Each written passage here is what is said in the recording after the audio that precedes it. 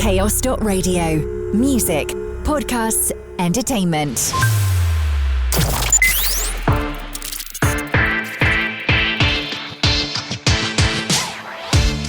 Hello and welcome to the latest edition of NEWSWAVE, written, produced and recorded in the heart of Cornwall by the team here at Chaos Radio.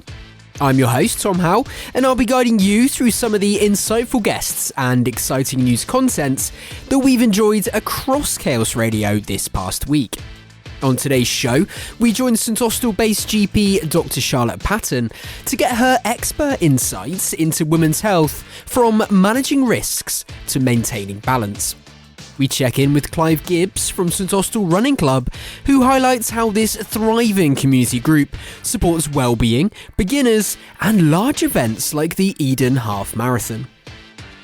As well as that, we take a trip into a band of brothers with Richard Gray, who shares how their life-changing mentorship programme supports young men in Cornwall to build better futures. If all that wasn't enough, we hear from Trudy Reynolds at the Environment and Climate Crisis Action Group, who chats about sustainable spring cleaning and the amazing local volunteers known as the Diggers and Doers. NEWSWAVE. Kicking things off on NEWSWAVE this week is Dr. Charlotte Patton, a dedicated GP based in St Austell with a special focus on women's health.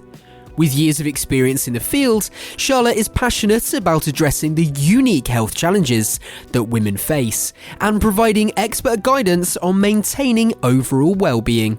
Here she is then, in discussion with Chaos Radio's Janice Rose. NEWSWAVE. I've been interested in women's health for as long as I remember. My mum started midwifery training when I was a child, and I think I picked up stuff from her and was an interest in that. And then more recently, I looked back at my leavers book for sixth form, and it did actually say, I'm going to be a gynaecologist, which I'd completely forgotten about, but clearly it was in my head from, oh, is that normal? I wanted to be an ice skater. That didn't happen. So I've wanted to do women's health for as long as I can remember, and I did go off and start obstetric and gynaecology training, but despite my love of gynaecology, delivering babies and the elements of that wasn't particularly where I wanted to focus my healthcare. So I transitioned over to general practice, where I could do lots and lots of women's health and sexual health and stuff. So I understand you're also interested in the menopause as well, is that correct? Yes, with a big Y. Yes. So that's my absolute favourite topic. I am a BMS accredited menopause specialist, which I recently achieved that accolade. There aren't many of us in the county, so for me it's really important to achieve that, and hopefully I can pass that on to my patients. So what do you find sort of when you're discussing issues with women that things come up on a more regular basis? So kind of issues or trends or okay, so well, it depends on the age group, because obviously the beauty about women's health is I don't focus on one age group, so and that's something that's really important around the women's health strategy, is actually a life course approach to women's healthcare, because what might be of importance to you when you're younger is going to be potentially irrelevant as you get older. So for an example of that is contraception. That's absolutely essential when you're young, and not so helpful when you're menopausal. I'm saying this really carefully. So I think contraception is a huge sort of topic, and there are lots of health beliefs around the use of hormones, and similarly, I guess, the use of hormones later on in life. So hormones is probably a huge part of my job, and people being concerned that their hormones aren't in balance, or what that might do to them and how they feel, is probably a big concern at the moment. And I think it's really important that we get advice regarding hormones from medical practitioners. Yes. There are a lot of people out on social media, obviously well-meaning, or they have gone through certain conditions, they want to pass their wisdom on to others, but you've always got to take that step back and actually discuss it with a medical professional. Yes, and I think there's a lot out there, and I think it's great that we have access to more information. The more educated you are about your body, the more agency and advocacy you can have for your own body. So I really welcome that. But there are people out there who have absolutely no healthcare qualifications whatsoever saying, take this, do that. There's no evidence base for it, and sometimes it's actually dangerous and puts people at risk. So are women generally more prone to ill health than men? And if so, what sort of conditions? Interestingly, women spend a larger proportion of their life in ill health than men. So we live longer, and there are lots of theories about why that might be, but we do live for longer in ill health. And again, there are lots of reasons why that might be too. Women are more likely to live in deprivation.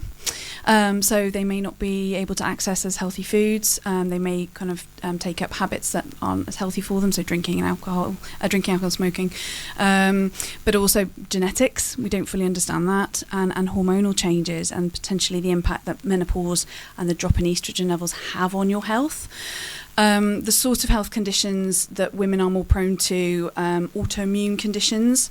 So that an autoimmune disease is where your body sort of attacks itself, and we don't fully understand, and it's not my area of expertise, but the conditions are things like thyroid disease, so having under or overactive thyroid.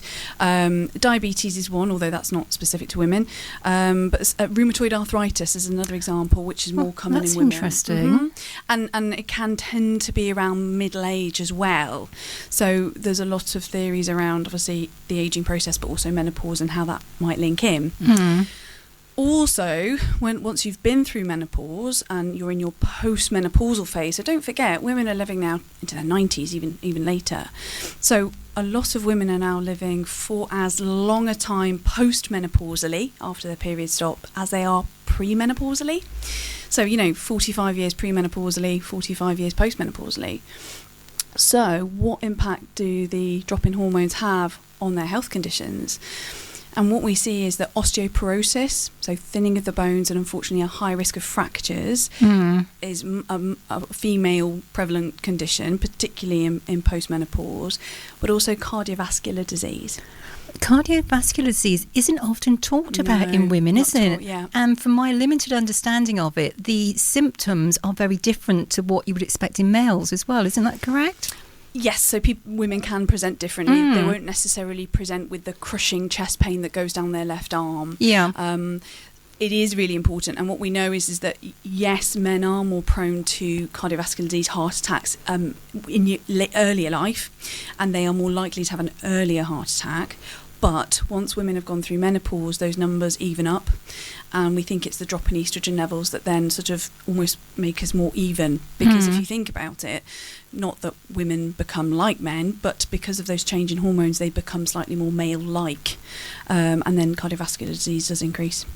That's really interesting.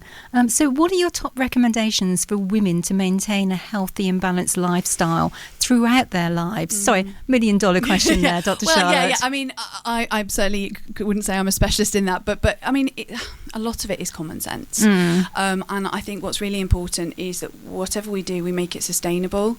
It's really easy to go down the routes of fad diets and crash diets and pay quite a lot of money for a lot of those programs out there. I'm not going to name any names, but so that's great if you can afford it, but is it sustainable? And actually, if we can, is exercise common sense around our diet, so making sure we don't eat too much, our portions aren't too large. And I know I've been guilty of putting the same amount on my plate as my husband's.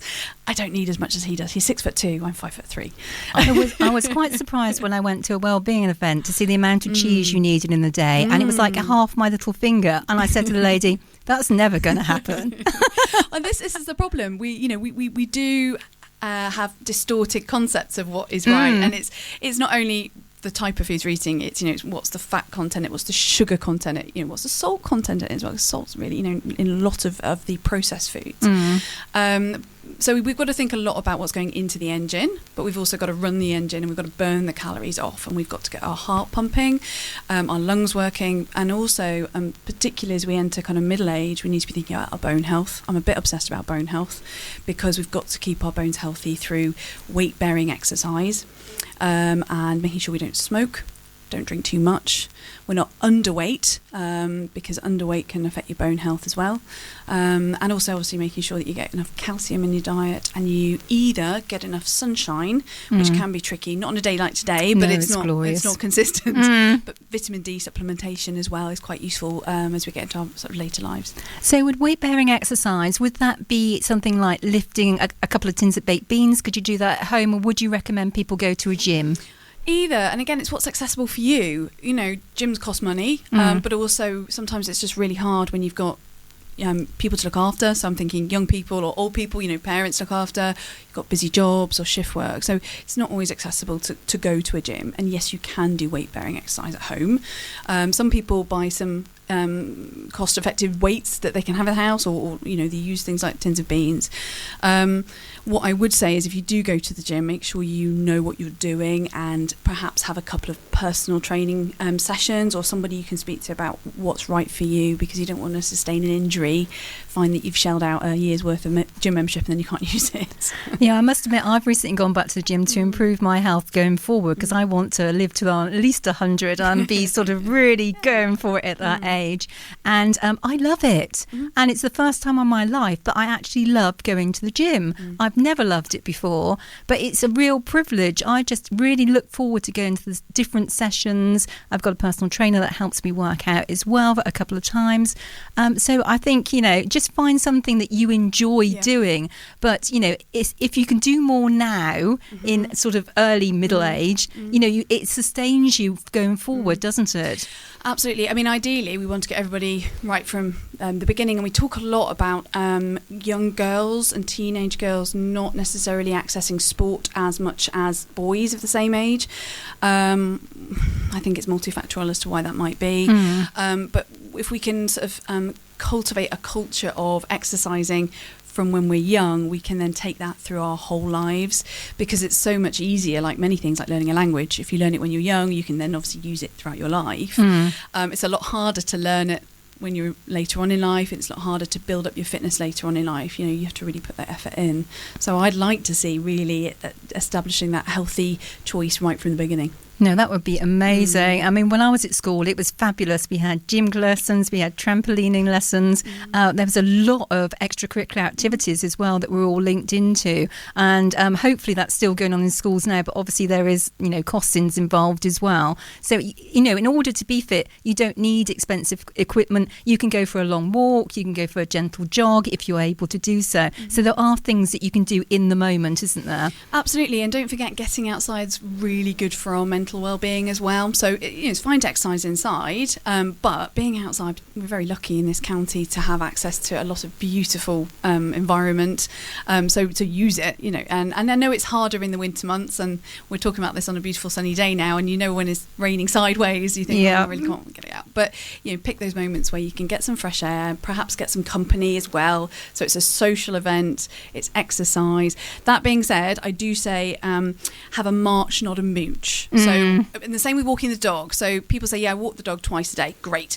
But it's a mooch. The dog sort of... I know, guilty as charged, Dr. Charlotte. 20 minutes, and he's looking at the ground, he's sniffing, he's doing his business. And you think, well, actually, get that dog marching, and really you're aiming to be walking where you can't really have a conversation. So you really are working your lungs, working your heart. That's cardiovascular exercise. So surprise the dog and take him for a march, not a mooch.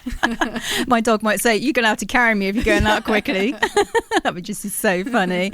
So can you tell me, are there any misconceptions about women's health that you often come across in your practice? I think at the moment a lot of it is around hormones and contraception. I think there is a lot around. I mean, I'm not on TikTok. I'm too scared. You'd be great. I'm too scared. But there is a lot of videos out there sort of saying hormones are evil, they're awful. We've been using them a long time now, and they are really, really effective at contraception. And just because one doesn't suit you doesn't mean they all won't. And lots and lots of options. And I am always really, really happy to talk about all those options. So one of the biggest misconceptions at the moment is around the sort of natural contraceptive choices, but the risk of pregnancy or unplanned pregnancy is really, really high. And it's about asking those people what might they do in that situation if they find themselves pregnant, and then actually we're not sure what the answer is at that point. And so we're just trying to think about actually what choices are you making? Are they the right choices for you? What about the consequences of those choices? And I think there is still quite a lack of knowledge around menopause as well. It's not uncommon for me to say to women, they come and say, I think I'm menopausal, and then the question is, well, actually, do you know what menopause is? What's the process? Well, what's happening to your body? Yes, I know you've got some symptoms, but what's actually happening to your body? So trying to bring up knowledge around that's really important too. No, absolutely. I must admit, I was completely unaware of the situation going through perimenopause, that it was happening. And it was like, I went to the doctor, and unfortunately they seemed to think that I was depressed. They seemed to think I had a whole host of other symptoms going on. And really, it was just knowing my body. I don't know why I suddenly didn't think it was ever going to happen to me. That's... that random thought. But yes, I think knowledge is the key when it comes to women's health going forward. Absolutely. As I said, knowledge is power. Yeah. And the more we know about our bodies, the more we can understand them. We know what's normal for us. And then we can detect change as well. And you go, hang on a minute, this isn't right. This isn't me. Whatever that might be. And I'm not just talking about a women's health specific problem here. But you then have that power, that agency to go to a healthcare professional and say, something's not right, and this is what's going on, and for the reasons I'm explaining to you, I think there's a problem. But if you don't understand your body and you don't know what's normal for you, it's really hard. I find it really useful to actually keep a sort of a tally chart or a list of what I was experiencing, so that I could go and sometimes when you go and you get sort of white coat hypertension when you speak to your GP, it's like, what am I actually saying? Can I actually articulate something here? So I always take something with me so that I can say this is happening, so you get the full picture. So people might find that useful. Yeah, there are lots of sort of tick box, particularly for perimenopause and menopause symptoms. That's fine. We probably don't want chapter and verse because it sit there going, oh my goodness. I don't know. I could give you a research report. But absolutely. If it focuses your mind on what you need to convey to that healthcare professional, I think that's perfectly reasonable, and it can feel a bit intimidating. And I confess, I sometimes forget about that sometimes, because I do this consultation day after day after day, so it's easy for me. But sometimes this is the first time someone's been to the doctor in quite a while, and they're like, oh my goodness, this is a professional, I feel like I should be prepared. Yes. So can women from other NHS practice be referred to you for your specialist care, and if so, how does the process work? So unfortunately the short answer is no, not yet. Okay. And I'm hoping it's a not yet rather than no, not ever. It's all to do with funding. That chestnut, yes. Yeah. So obviously, St Austell practice have 40,000 patients, so half of those will be female. And obviously, that's quite a lot of patients to look after as it is. And I have an amazing team. We all work together to look after those patients. I would really, really like to be able to offer a complex menopause service outside of our practice, outside of the PCN, the primary care network, so that I can see other women in the county or in the area who, for whatever reason, they can't be managed by their GP.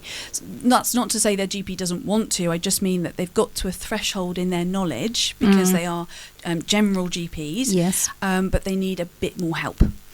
That being said, there is an advice and guidance service in Cornwall run by my esteemed colleague, Dr. Jo Parry, who, so if GPs are finding it difficult and challenging with a particular patient because they've done everything they can and they're just not quite right, they can write to her and seek advice. So that it's not that there isn't anything, but at the moment it's not a face-to-face appointment, it is a remote access of information. But that was a not yet, which is what I like to hear from you. We'll see.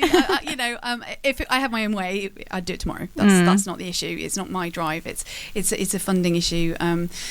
But we are developing a women's health service in Cornwall, women's health hubs, which is in its very early days of fruition. So there's not a lot I can give you that's concrete. We're still in the process of having conversations about it. I think the priority is, yes, complex menopause care is really, really important. It's certainly important to me. But what we do need to do is we need to make sure that everybody is able to access at least a decent basic level of care in women's health. And unfortunately, in some pockets of Cornwall and areas, for whatever reason, that might not be necessarily happening at the moment.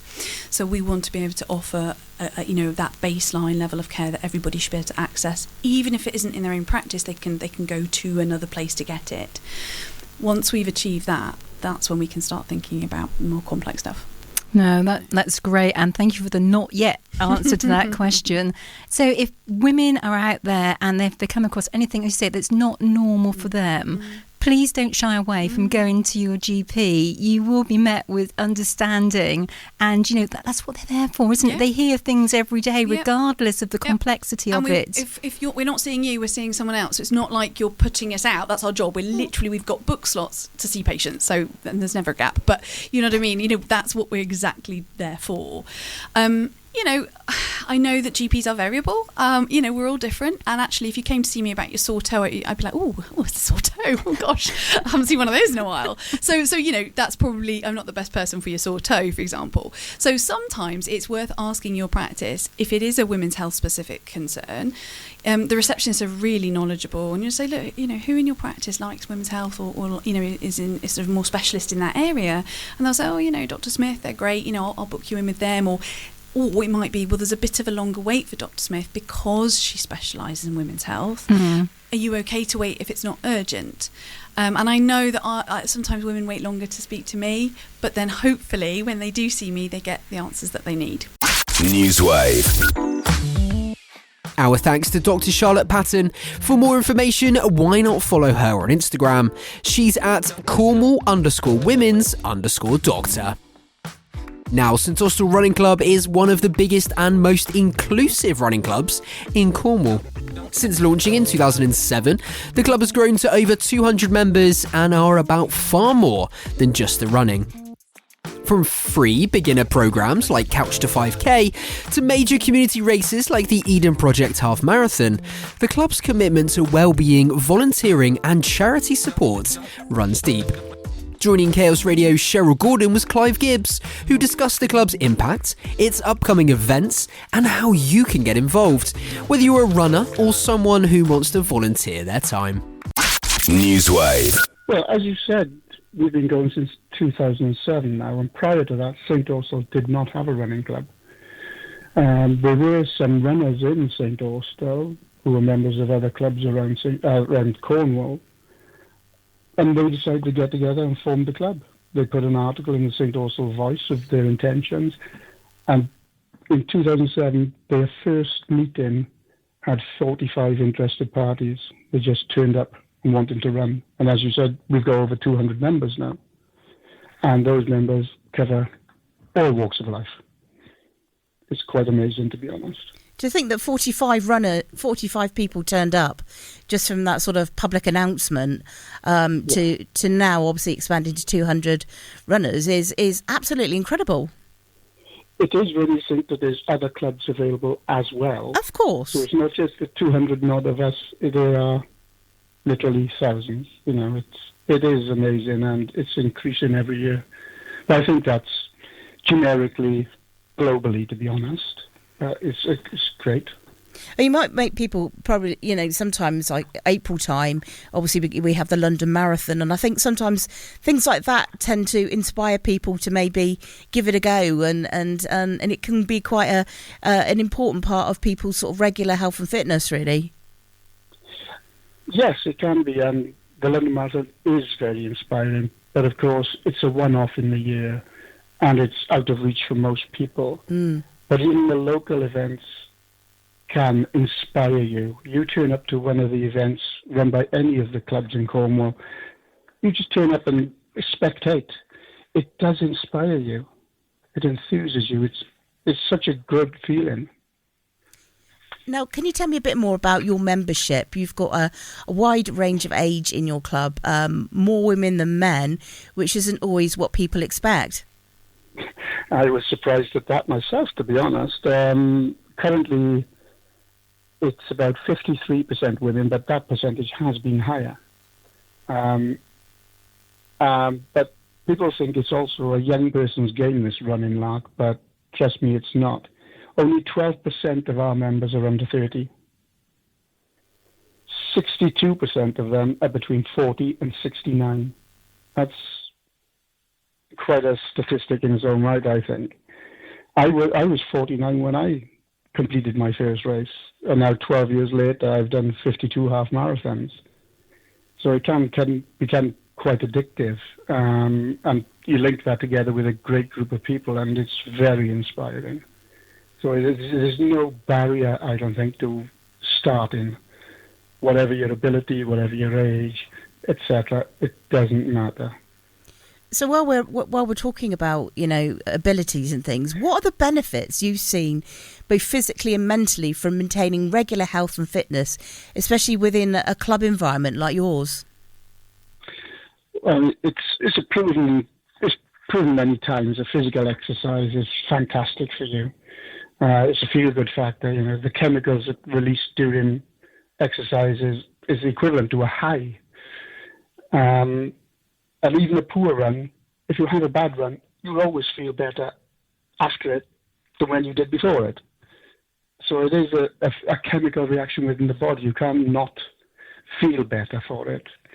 And then, as I say, you link that with the social side of the club, and it can help people in so many ways. The things that life throws at you these days. So we support people with that. We kept our members going all through COVID and lockdown, etc., with virtual activities and games to maintain their motivation, their fitness through times like that. And we help people on an individual basis. So it's as you said, it's more than just a running club. Our membership, which is literally only £25 for the year. This is not a monthly subscription, it's £25 for a year. It includes structured training sessions every week with trained leaders and coaches. We do monthly yoga and strengthening sessions. So whether you want to just maintain your fitness or you want to improve, we'll cater for all your needs. And we encourage members to get the best out of themselves. And we see improvements month on month, year on year. Some of the stories we have are quite incredible. From this, obviously, like you've already touched on, that the social side of the club, it's fair to say that is important as the fitness side, isn't it? Oh, most definitely. And we have an active social side outside of just going to the training sessions and events. Everybody's got that like-minded interest, and everybody encourages everybody. But we also have additional events throughout the year as part of the club. We have bowling nights, we have quiz nights, we have barbecue events, we have a Christmas party, we've even had a camping weekend. And some of these are linked with charity events or raising money for charity. So we're active in so many ways. Now, let's talk about, you've got the Gribben 10K coming up. What can people expect from that event? And is it too late to get involved, either as a runner or a volunteer, perhaps? It's definitely not too late. The Gribben 10K is a demanding multi-terrain looped run around the coast path around Gribben Head and Mennebilly House. It actually finishes at Mennebilly House and with their assistance. We currently have, I think it's about 88 entries on that race, and we are hoping to get a couple of hundred on that. So there's still space available for runners. We are currently making the arrangements for the Marshall Inn and water stations. There's a lot of assistance and volunteers we need to make events like this happen. So we're currently organising that, and even if you just want to cheer and come along, you're welcome to just get in touch with us. It's on an evening. If it's nice weather, just come along for a nice evening stroll along the coast path or around Mennebilly area. It's on Wednesday, the 28th of May, and it doesn't start till 7 o'clock. Just give it a try. Have a look. Have a watch. Cheer people on. And if you don't know, and you feel like you want to maybe get involved, this would be a really good one. It's a beautiful environment to attend. So it's definitely worth going along. So volunteers, as we've already said, are a huge part of keeping these events running. So obviously you're looking for like people for water stations, and just sort of guide me on how people can actually touch base with you to get involved. Yeah, I mean, there's many ways you can get in touch with us, and you're quite right in saying that we need so many varied people. There are so many roles in any event that need covering. The Eden Project, which we organise, as you say, that can take over 100 volunteers in the background to make that work. It's difficult getting people year on year to do things like that. But without the volunteers, these things wouldn't exist. And every runner knows that. They simply wouldn't exist. But the feeling and encouragement you get in yourself from partaking in volunteering, marshalling and encouraging people, it's great. And people can get in touch with us via our webpage, St Austell Running Club, all one word, .co.uk, or find us on Facebook and just message us from there. We're normally quite friendly and prompt in replying, but any assistance is greatly appreciated. But even as a spectator, to cheer people on, that, as a runner myself, that is such a great motivator during a race. Now, I've heard a little rumour that our head of news, Mr. Tom Howe, may have talked himself into volunteering at one of your future events. Is that right? Well, he did say he would like to turn up at one of our events and maybe see the runners come over the finish line. But I suggested that if he really wants to get a feel for what goes on, I think I actually suggested a Chaos Radio team, Cheryl, could marshal one of the locations on the course and see the grit and the determination that goes on out on the course. What it means to encourage your runners as they pass you by, and what it means to them.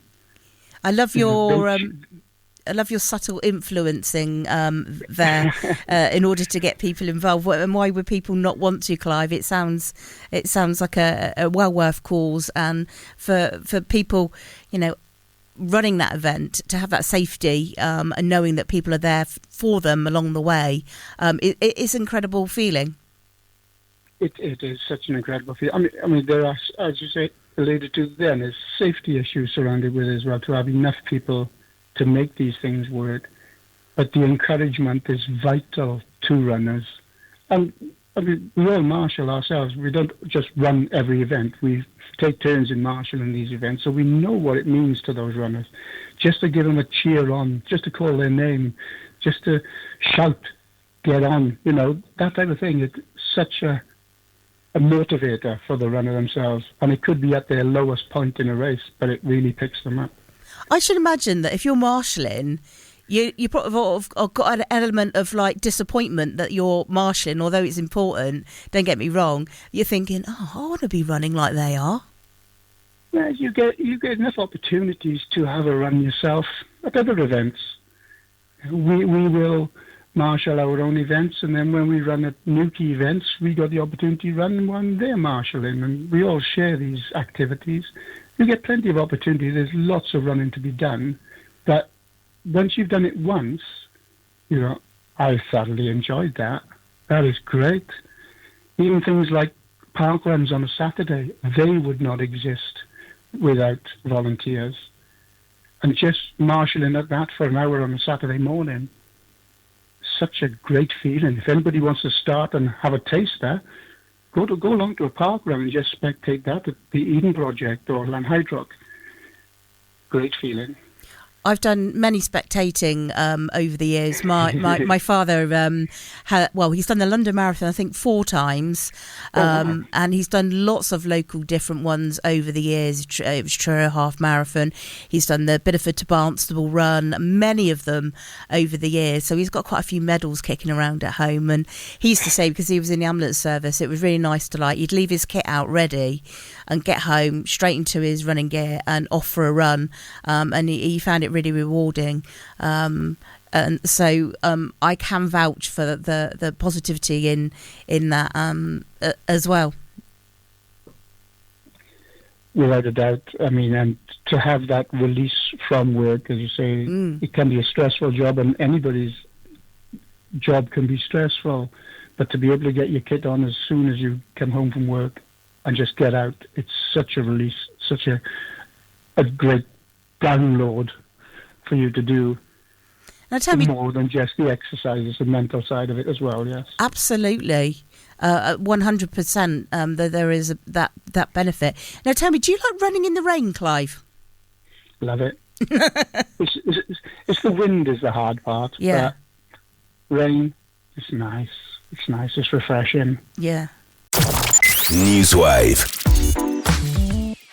A big thank you to Clive Gibbs from St Austell Running Club for joining us. To find out more, head on over to staustellrunningclub.co.uk. Right, I'm Tom Howe, and you're listening to NEWSWAVE on Chaos Radio. A Band of Brothers is a community initiative focused on transforming the lives of young men aged between 18 and 25. They provide mentorship and support to young men who have faced challenges such as involvement with the criminal justice system or having been care leavers. Their work helps these young men turn their lives around by fostering positive relationships with older mentors, offering them guidance and building community connections. Joining Cheryl to share more about A Band of Brothers' work and upcoming events was Richard Gray, leader of A Band of Brothers Mid-Cornwall group. NEWSWAVE. Band of Brothers is a male mentoring organisation where we take older men, that's 35 years plus, and we train them in mentorship through our own training programme. And at the end of that training programme, the men are DBS, the disclosure and barring service check that all people that work with members of the public, teachers, nurses, all that sort of thing have. And we clear them through the DBS service. And then we mentor them. We pair them up with a young man who is referred to us from a number of avenues, and you mentioned them in your introduction. I mean, we get young men from probation, from social prescribers, leavers of care, and as a mentor and the mentee, they work together through our initial program of 10 weeks, an hour a week, looking at core emotions that the young men may face or issues that they're having maybe a bit of trouble with. And so it's a mentorship is exactly that. It's being a guide. It's giving some direction, not giving them the answers. It's the young man's work. And hopefully being a positive influence that they can look to and gain some insight and hopefully achieve some change from their current situation. That's an incredibly massive thing to do to support people, and I just love that fact that working together with young people and an older mentor, it gives them that sense of sort of almost a family sort of relationship with the guidance that you're going to give them and help them and work with them. Yes, I think it's key to remember that we're men who are there to walk alongside. We're not replacement parents. We're not their buddy. We develop friendships, but there is a difference. And we are there to hold a firm boundary as to that what they can expect from us, what we can deliver and what we can't. The key to it is their work. It's not we're trying to overlay our desire on them and achieve some kick for ourselves by seeing our own achievements reflected in the work of the young man. So it's very much young man focused. And the men who walk alongside them do exactly that. That's lovely to hear. Are you able to share what kind of impact A Band of Brothers has had in our local community here in Mid-Cornwall? Yes, I think, numbers, funding, people who fund us, and we're self-funding, we have to look for our own income. They want numbers, and numbers are a difficult means of being able to quantify the work that we do. I'm not trying to get out of this question. I'm just saying, how do you quantify success numerically? And I think it's probably impossible. All I would say is that we would see, or would hope to see, certain changes in behaviours, particularly behaviours in regard to addiction, whatever they may be. They may be substances, they may be gambling, for argument's sake. Gambling is very subtle these days. I'm an older man and quite amazed at how subtle gambling, and I'm not having a go at the gambling fraternity in any shape or form. But you know, you go into some of these games on the phone and there's a gambling element to it and all that sort of thing from a very early age. So gambling is an area that we would hope to address. And behavioural norms. A lot of these young men have come up with not knowing terribly good boundaries themselves. And so to express themselves in a fairly, as maybe a society would see it, a fairly aggressive way, to be able to, for them to be able to engage with their anger and to deal with it. Anger itself is no bad thing. It's how it manifests itself is where the problems arise. So we're looking to change behaviours, and I think you can see that with the young men that we have worked with who are perhaps being able to maintain more healthy relationship with their partners. So some of them will say that they're better fathers as a consequence of it in the raising of their own children. And some of these young men over the course of time have learned to lessen their dependency, let's put it that way, on substances and other things that they have looked to as means of support throughout their life up until now. So it's a very good point that you're looking for people that are keen to have referral agencies, potential mentors, funders of the open evenings, and of course that's is gonna have a, you know, hopefully a massive impact on the work that a Band of Brothers can do in the future. Yes, I mean we are, as I say, we've been running for a year now. We've got about 14 men who they would consider a part of a Band of Brothers that meet in St Austell. We call ourselves Mid Cornwall because that's our vision. Our vision is for something greater than St Austell, but not so enormous that it becomes unmanageable. So we would call ourselves a Band of Brothers Mid Cornwall that happen at the present time to meet in St Austell. We'd like also to expand our reach as time goes by so that we could move to other places and have other groups running at the same time. And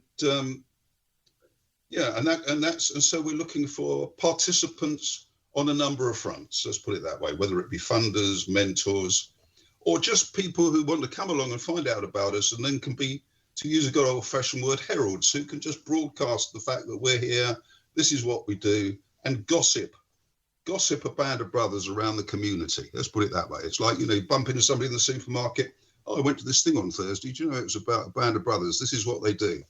You know, and more of that. How shall I put it? Personalised social media. Let's put it that way.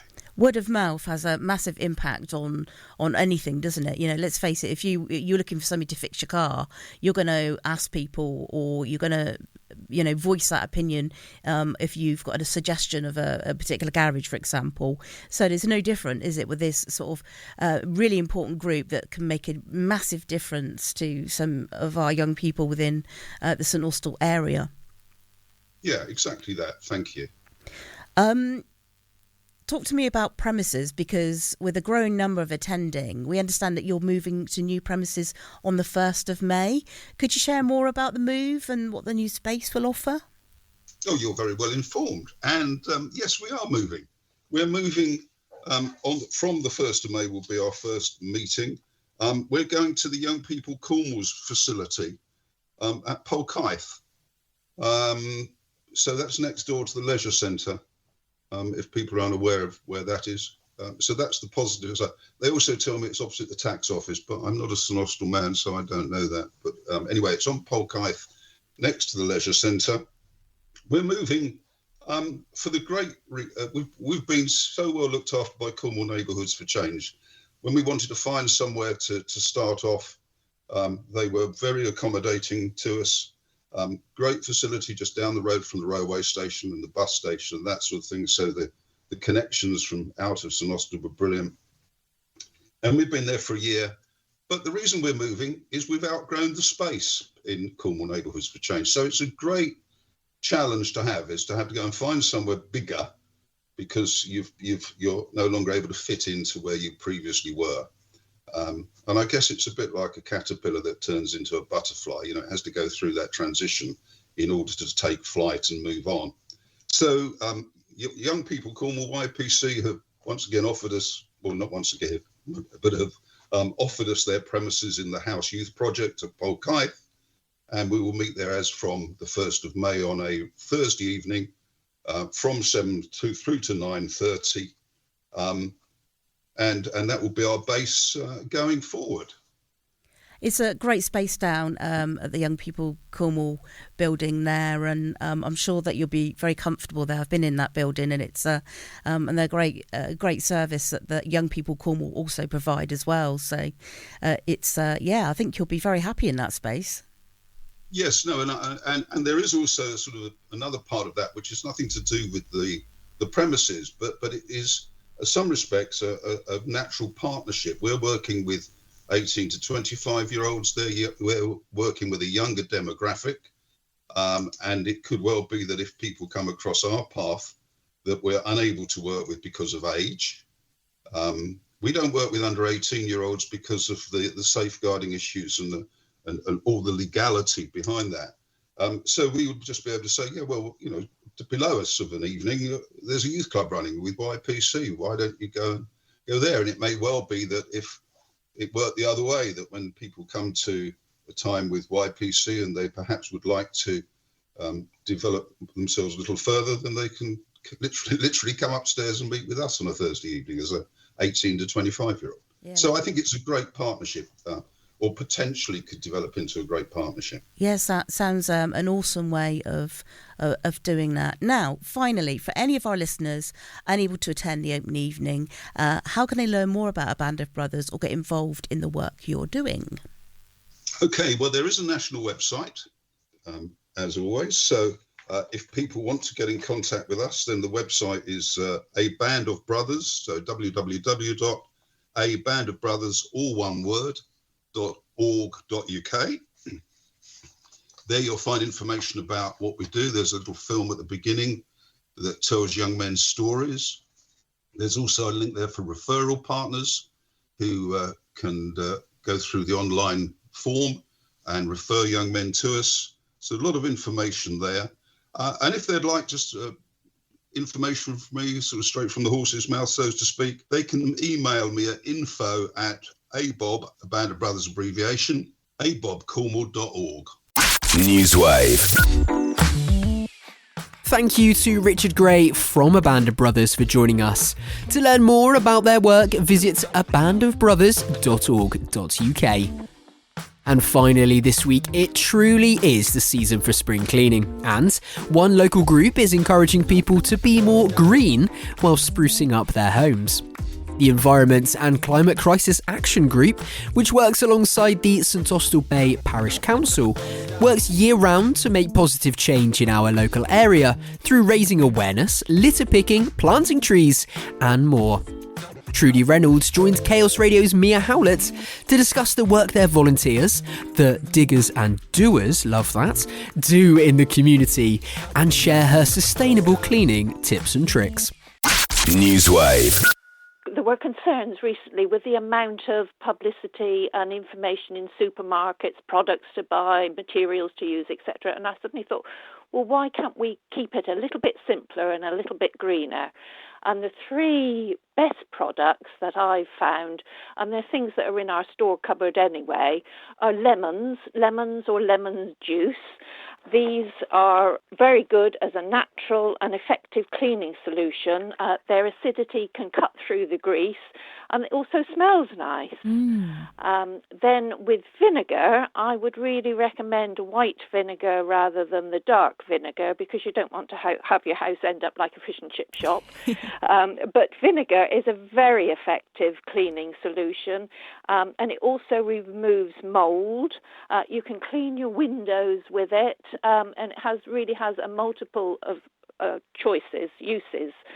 And the third product, I would sort of say, is bicarbonate of soda or soda crystals.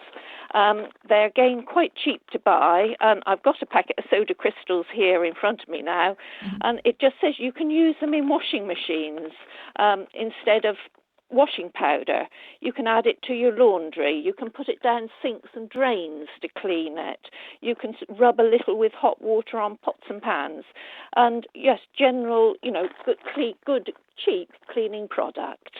Yeah, because I think some people at times can be deterred by concerns that it might be a bit more expensive to be green and sustainable.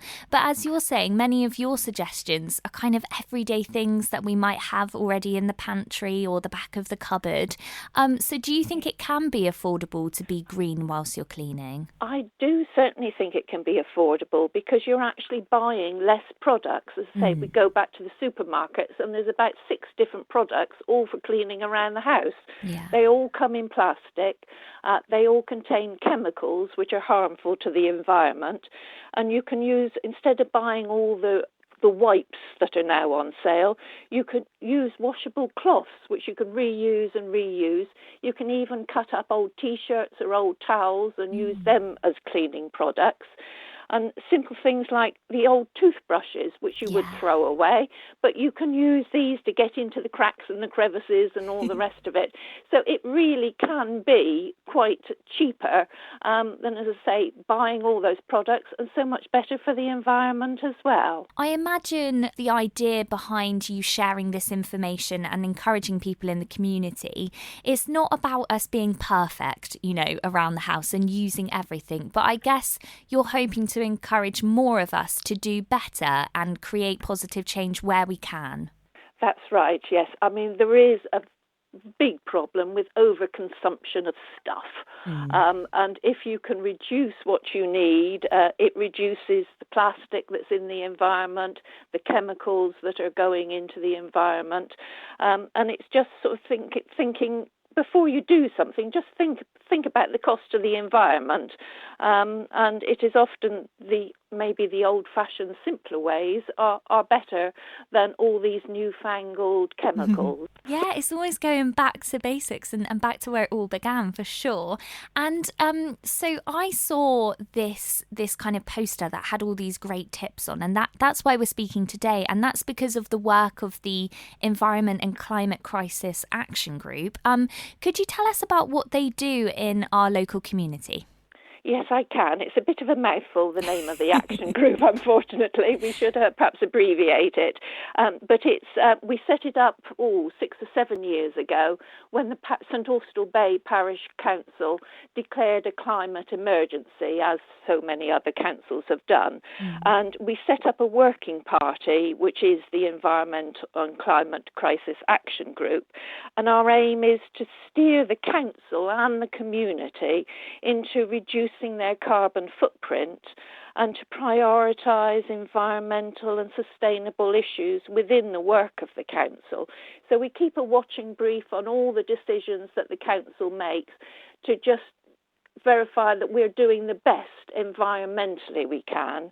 And part of the group has set up a volunteer, we call it the Diggers and Doers group. And we actually go out and we've been planting trees, we've been planting bulbs, daffodil bulbs around the parish that you see is probably the result of our group. We also help with litter picking and tidying up hedgerows and everything. So it is an active group where you can actually get out, get your hands dirty if you want to, and really feel that you're doing something to contribute to the environment and to keep our beautiful St Austell Bay Parish a little bit greener than it would have done. Firstly, I love the name of the group, the Diggers and Doers. That's brilliant. And I definitely have seen the fruits of your labour for sure, especially with the lovely daffodils at the moment. That's right. They've just gone over at the top of Portpian Beach Road. Yeah. There's been a beautiful display there this year. Yeah, absolutely gorgeous. And I think I'd love to know, Trudy, why did you personally want to sort of take part in this group and help sort of tackle these issues?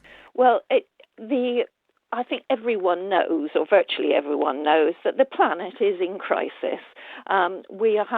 Climate change is real and it's effective. We can see that with the seasons changing, the extreme weather events we've had, biodiversity loss and everything.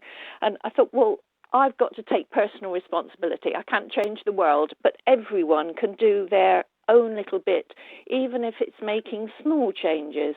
And even these sort of posters that we put up, even if, like yourself, one person sees it, I'm now spreading the word, hopefully, to a lot more people. But if one person sees it and just picks up one of the tips that we've put on the notices, everything helps.